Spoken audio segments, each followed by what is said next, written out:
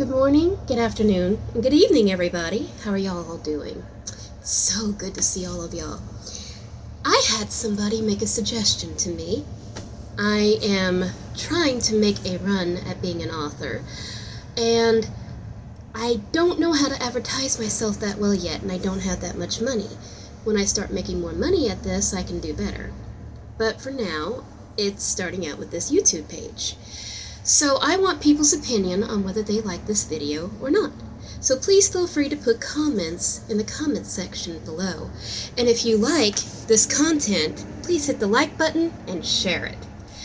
I want to make the best go at this I ever loving can. I have an opportunity that me and my husband have been working diligently on, and this is my opportunity to try to make a go at this. And I only have a few months to try. So if everybody could pitch in and help with this, I'd greatly appreciate it. Share, share, share, share, share. So what my friend has suggested is that I mention to everybody that my pen name is Joy Phoenix, and that I am currently a security guard, trying to become an author. And that I am going to start a story chain, okay? People can make suggestions on where they want the story to go, or they can make suggestions on what they would like me to make up a story about, and I'm going to try to tell a story from an author's point of view in a 15-minute video that hopefully will grab your attention and keep it. If anybody has any questions, comments, or suggestions, as I said again, so I don't know how to edit, and I will be pausing and continuing. Hold on, please.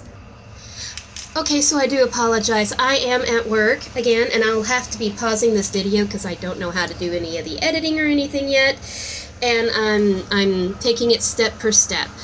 So I may have to pause this video quite a bit, so it may be pause and go. So anyway, I'm going to be telling a story that I'm going to come up with just on the spot. A lot of my stories are going to be pure and plain fictional. I love telling supernatural. In fact, I prefer telling supernatural or fictional or fantasy stories. I do not like telling true-to-life stories. So we're going to start with a fictional story today.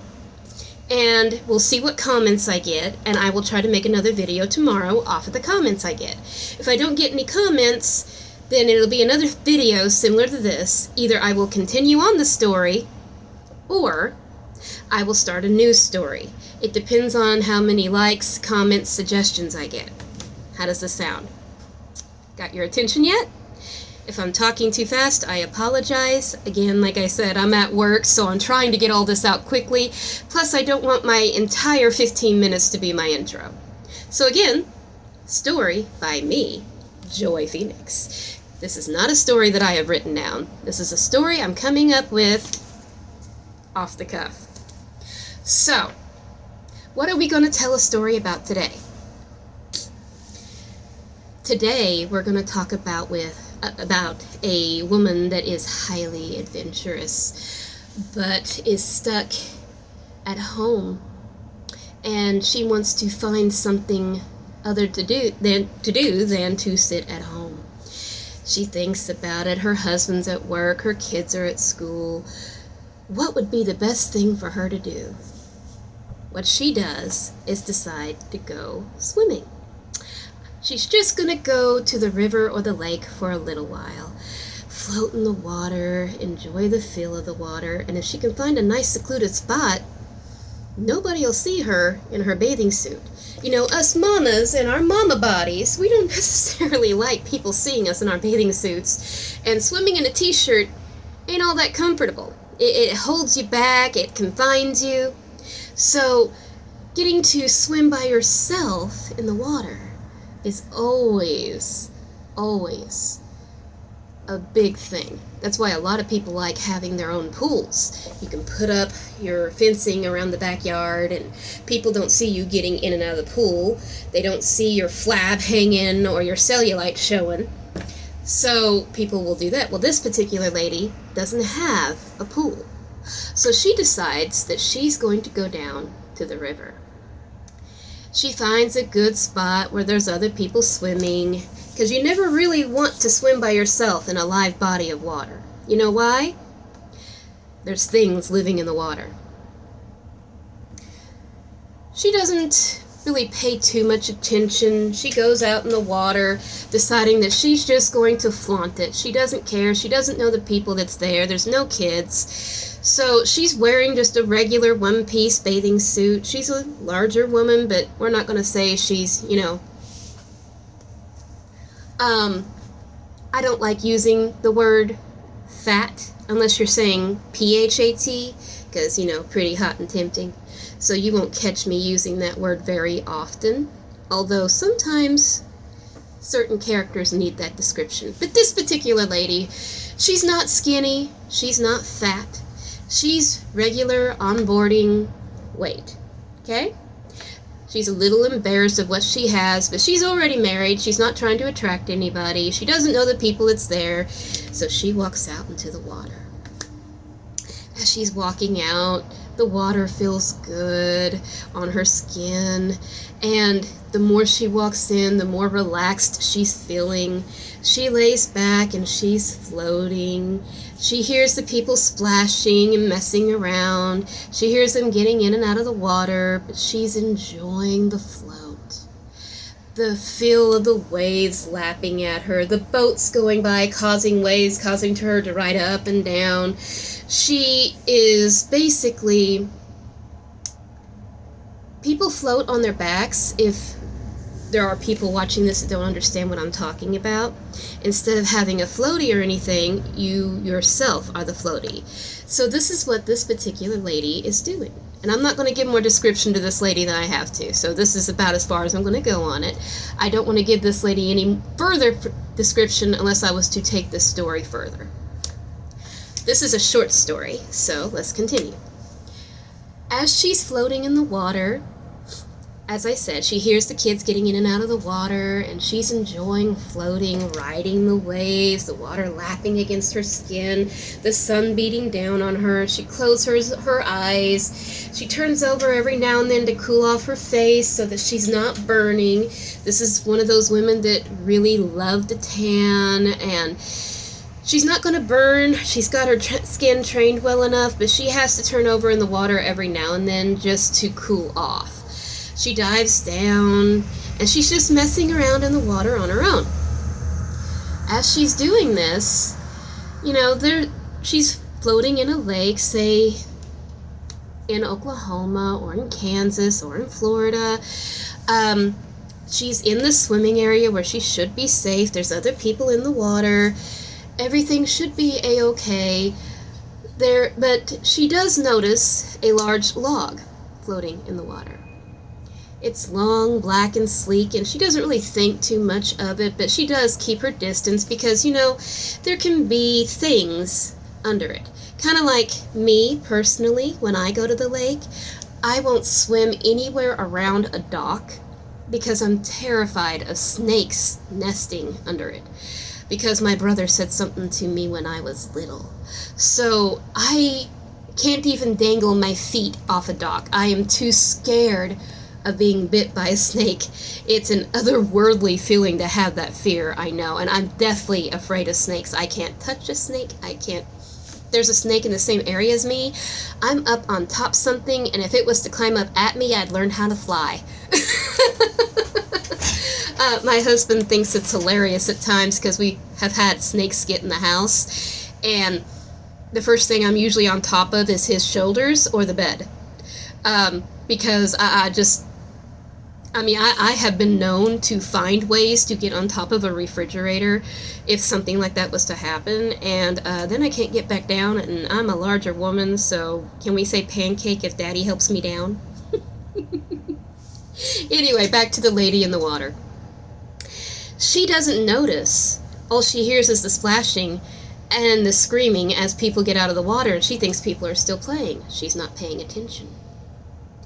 And this boat goes by, the people on the boat are yelling at her, and she hears their engine cut off, and she doesn't lift her head up to see what's going on. she just keeps floating. She's out past where the people were playing in the water. She's on her own in the water, not paying attention technically, but she did see the black log. What she doesn't see is the black log dive under the water. The people in the boat are yelling and screaming at her, trying to get her attention. They can't come over the buoy line because their, what do you call that thing? Their propeller. Their propeller will get stuck in the bob line. She turns over to cool her face, and as I said, again, not paying attention, all of a sudden she feels this sharp pain, and she's drug under the water. She goes down and down and down, screaming, fighting for her life. The water's turning red around her, and the water was already mucky. She doesn't understand what's going on. She can't feel the pain, but this pressure that won't let her go. She's kicking, she's screaming in the water, she's fighting with overmight to get out. Finally, she's released. Her head bobs above the water, and the people in the boat are there. They're grabbing her, they're pulling her out of the water. They're telling her everything's going to be okay. It's going to be fine. She hears this loud splash and people screaming. And she doesn't know what's happened. They get her to shore, and her backside is throbbing. She doesn't understand what's happening. Her butt hurts so bad, and her foot is itching, and she wants to scratch it so bad, and they keep telling her, don't move, you're gonna be okay, sweetheart, you're gonna be okay. They get her to the hospital as she passes out. Nobody has told her what's going on. She just keeps telling them she has this horrible itch in her foot and this pain in her leg, and her butt hurts so bad. And everybody's just looking at her sympathetically. A couple days later, she comes to from the surgery, and they had to put her in a coma temporarily for her to be able to resist the toxins of the bite. When she looks up, she sees her husband. Her husband in tears, so glad that she finally woke up. And her husband tells her what happened. The log, I'm sure you've already guessed, wasn't a log. It was an alligator. And it took her leg and a lot of her butt. The surgeons were able to save her, but she will never, ever have her leg again. She'll never walk. And the extra splash she heard when they pulled her up on the boat was the alligator ripping off what was left of her leg as the rescuers pulled her out of the water. Nobody thought she would survive, but she survived the occasion. Afterwards, after she's been going through therapy and working on healing, a reporter is talking to her. And the first joke that she has come out of her mouth is she has always wanted a way to instantly lose 15 pounds. She just never thought it would be so painful.